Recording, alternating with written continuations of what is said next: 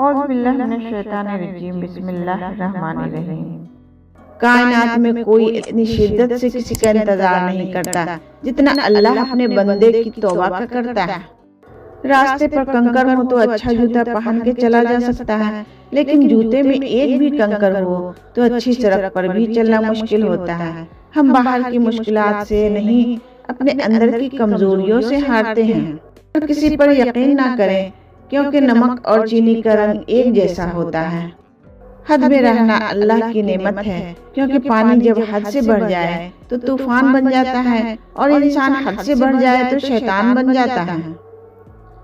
ماچس کی تیلی کا سر تو ہوتا ہے مگر دماغ نہیں ہوتا، اس لیے ذرا سی رگڑ پر بھڑک اٹھتی ہے، مگر انجام اپنی ہی آگ میں جل کر ختم ہو جاتی ہے۔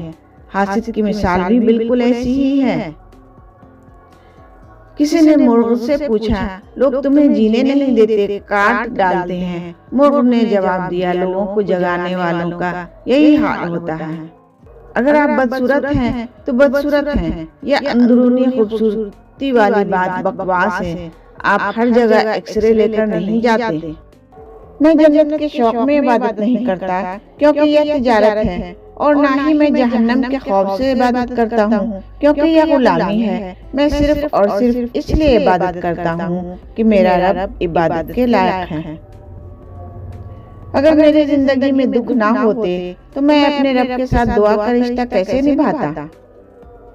ساری دنیا کے سارے لوگ تجھے اپنے فائدے کے لیے چاہتے ہیں، صرف تیرا رب ہی ہے جو تجھے تیرے فائدے کے لیے چاہتا ہے۔ کبھی تم دوسروں کے لیے دل سے دعا مانگ کر دیکھو، تمہیں اپنے لیے مانگنے کی ضرورت ہی نہیں پڑے گی۔ جب تمہارے دل میں کسی کے لیے نفرت پیدا ہونے لگے تو فوراً اس کی اچھائی کو یاد کر لو۔